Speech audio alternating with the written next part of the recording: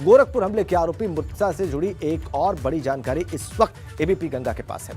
मुंबई के अलावा गुजरात के जामनगर भी गया था मुर्तजा, दक्षिण भारत में कोयंबटूर भी गया था और नेपाल के लुम्बिनी भी गया था मुर्तजा। हमले से पहले मुर्तजा ने 300 बार जिहादी वीडियो देखा था।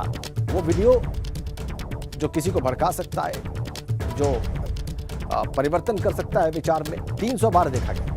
मोबाइल से जुड़े यूट्यूब अकाउंट खंगालने पर भी तमाम जानकारियां मिली हैं। वापस गोरखनाथ मंदिर चलते हैं, विवेक के पास चलते हैं। विवेक का कुछ जानकारियां मैंने दी कि वो कोयंबटूर गया, दक्षिण भारत में लुम्बिनी गया, नेपाल में जामनगर गया, गुजरात में। जाहिर सी बात है इस एंगल पर जांच करेगी एटीएस और एसटीएफ की क्या करने गया था।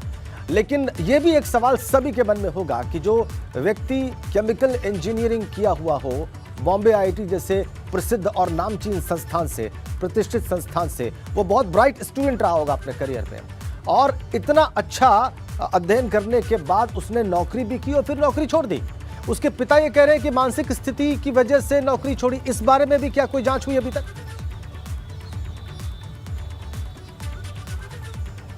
देखिए राजेन, बहुत अच्छी बात आपने कही। उसके पिता जो और उसके परिवार के लोग जो कह रहे हैं कि वो मानसिक स्थिति उसकी ठीक नहीं है, एटीएस इसकी भी जांच कर रही है कि कहीं ऐसा तो नहीं है कि उसके परिवार वाले उसको बचाने के लिए एक जो आधार होता है वो तैयार कर रहे हैं। और उस पूरी साजिश में, जिसकी भी साजिश है, ये साजिशकर्ता का नाम सामने नहीं आया है अभी, तो एक कड़ी सामने आई है और वो कड़ी है मुर्तजा। मुर्तजा से जुड़े बहुत सारे लोग हैं जिनका सामने आना बाकी है।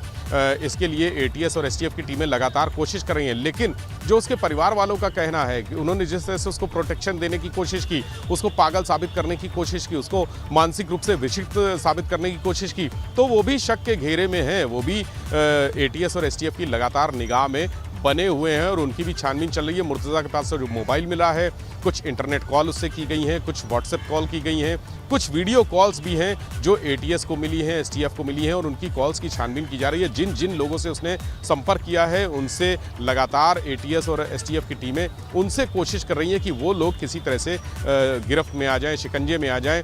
लगातार टीमें, कम से कम 8 टीमें एटीएस की और 5 टीमें एसटीएफ की अलग अलग जगह पर इस समय, देश के, प्रदेश के नहीं, देश की बात मैं कर रहा हूँ, जामनगर की बात कर रहा हूँ, गुजरात की बात कर रहा हूँ, कोयंबटूर की बात कर रहा हूँ, महाराष्ट्र की बात कर रहा हूँ। हालांकि महाराष्ट्र में एटीएस से साझा करके सारी चीज़ें शेयर की जा रही हैं। महाराष्ट्र एटीएस और यूपी एटीएस आपस में साझा कर रही है सारी चीज़ों को, चूँकि वहाँ पर सबसे पहले शुरुआत हुई थी। और जब मुर्तजा पकड़ा गया था और उसके आईआईटी मुंबई में पढ़ाई करने की जानकारी मिली, वहीं रहने की जानकारी मिली, तभी से लगातार ये संपर्क हो रहा था और वहाँ से भी बहुत सारी सूचनाएं फिल्टर होके आ रही हैं। मुर्तजा के साथी जो थे, जो उसके साथ आईआईटी में पढ़े हैं, उसके अलावा जिन जिन लोगों के साथ उसने नौकरी की थी, उन लोगों से संपर्क किया जा रहा है, उन लोगों से बातचीत की जा रही है। और उसके मानसिक व्यवहार के बारे में, जो उसका जो एक जिहादी प्रवृत्ति उसके भीतर विकसित हो गई थी, वो कैसे और कब हुई, ये पता करने की कोशिश की जा रही है। क्योंकि ये सबसे अहम कड़ी होगी कि कब वो संपर्क में आया और किन हालातों में आया। क्या वो नौकरी छूटने के बाद या छोड़ने के बाद संपर्क में आया था,